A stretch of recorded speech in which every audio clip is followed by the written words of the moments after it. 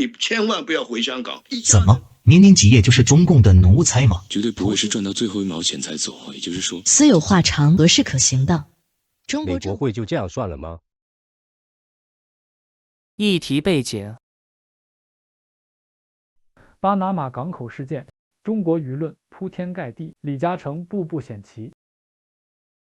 在全球航运的宏大版图中，巴拿马运河摆入一条闪耀的世界航运生命线。自1914年正式通航以来，这条全长约82公里的运河，犹如一把利刃，将原本需绕行南美洲和恩角长达1.4万公里的漫长航线，一下子削减了近万公里行程。对于全球贸易格局的重塑作用，堪称石破天惊，当之无愧地成为人类工程史上的璀璨明珠。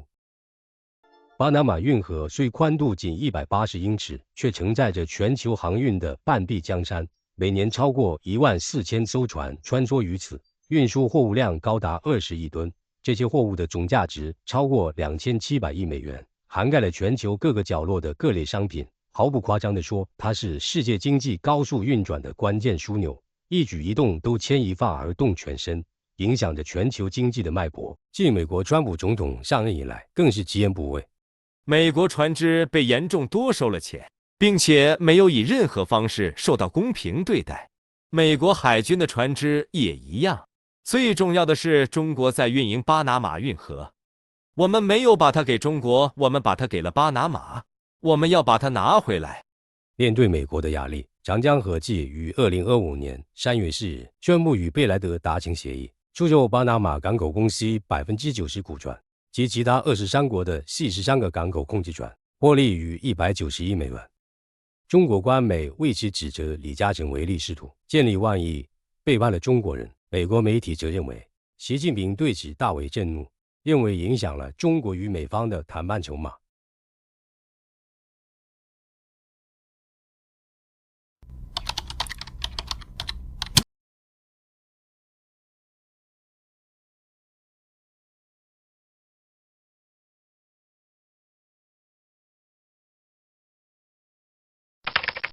这次李嘉诚这个事情呢，是直接冲着这个习近平的，这个事情很大的。我马上劝这个李嘉诚，你千万不要回香港，一家人不要回。基本上他现在在国内投资的，差不多90%已经卖掉了，已经赚钱呢，已经在海外。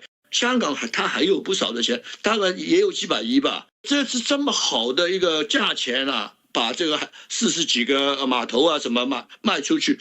远远这个钱比他香港的资产还要多，而且呢，这个是现金啊，香港的是卖不动的。现在他是计划先把大陆的资产卖掉，在香港呢就不理了，就放弃了，而且呢不可以留在香港。他也知道，他这么聪明的人也知道这次得罪了习近平。李嘉诚是潮州人的精神领导啊。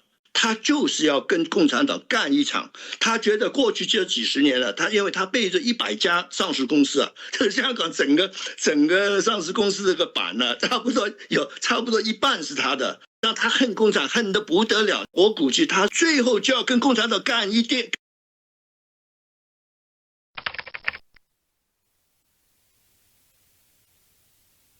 香港97年回归以前是属于英国的。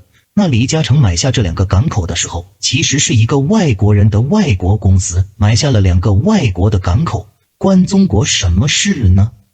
他买港口的时候就是一个商业行为，又不是买来保家卫国的。现在卖港口也是一个审视国际政治风险之后所做的商业决策。那么请问，李嘉诚购买巴拿马港口时的远见和商业战略思维是中共指导他的吗？他买港口的时候，中共帮他出过1分钱吗？他当年买下港口的时候，你什么大公报、人民日报和现在骂他的这波中国人，你们当时为他欢呼鼓掌，称他为国家英雄了吗？既然都没有，那他现在卖掉属于自己的东西，中共政府和中国人有什么资格骂骂咧咧的呢？李嘉诚在巴拿马所做的一切投资和努力，中共出过1分钱吗？怎么？年年几夜就是中共的奴才吗？投资发展的时候都跟你没关系，现在人家要出售了，你来指手画脚，这真的是皇权思维呀！作为一家上市公司的掌舵人，李嘉诚的首要任务是对他的投资人和股东以及买了他公司股票的股民负责。从川普威胁要夺回巴拿马运河的主权那一天开始，李嘉诚就已经陷入了国际政治博弈当中，被夹在世界两大强国之间。这同样是他作为一个商人没有能力抗衡的力量，所以他只能选择保护好他的投资人和股东的权益。有什么问题吗？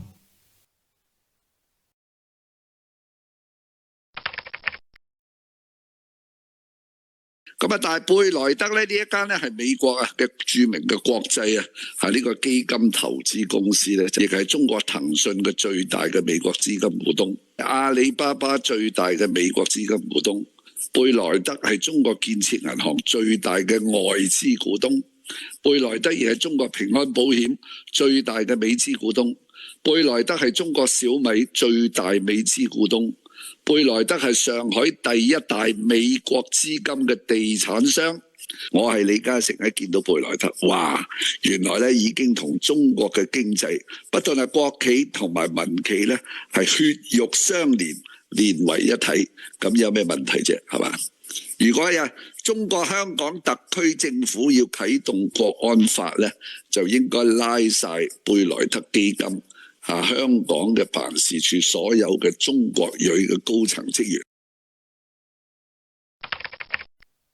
你知道说李嘉诚过去有2段话嘛？第一段就是这个他不会是等到枪响才跑，投资一个成功的企业家，他必须要知道现在的市场的风向是什么。第二个绝对不会是赚到最后1毛钱才走，也就是说这见好就收。当然这个巴拿马运河在这个阶段，美国非常重视它的价值我看到未来的中国在这个议题上绝对会，只不没办法得到便宜嘛。如果说就做商量价，这时候出售的价格一定是最适合的，而且某个程度上你可以顾及到我在全球的布局而且美国政府展现出决心，要把巴马的这个整个形势能够稳当的掌握，不被中国受到一定程度的影响。那这时候李嘉诚更意识到未来的全球投资布局，美国是一个很关键的一个国家嘛。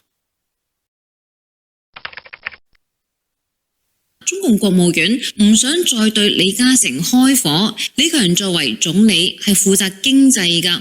咁而家最重要嘅就係拉攏外資，安撫民企。因此，他们不希望这件事情进一步升级。长和可能会主动与西方政府合作，承诺提高运营的透明度，或者引入当地公司共同合作，以获取信任，或给予政府更多的监管权。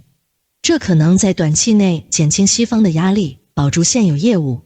长和可能会考虑出售更多敏感业务，将资金转投非敏感领域或新兴市场，以减少中美双方对其业务的压力，保全其财富。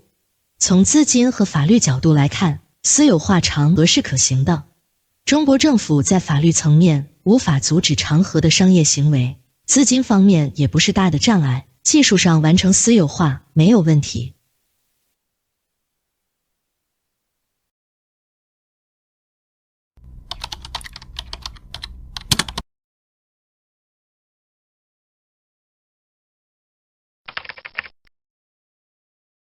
美国会就这样算了吗？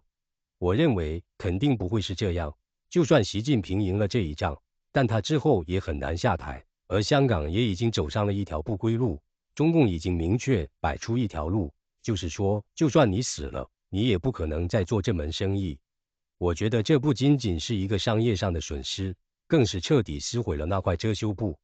其实从美国的立场来看，到现在为止，中共已经百口莫辩。这已经是一个全世界必须接受的事实。香港的公司等同于被中共直接控制的公司，在这样的情况下，美国还会让你继续掌控他们的命脉吗？这根本不可能发生。所以在这件事上，表面上看习近平赢了，因为他打压了李嘉诚，但实际上他确实搬起石头砸自己的脚。而且现在去挑战 Donald Trump 新政府的人，有谁会有好下场？我认为根本不会有。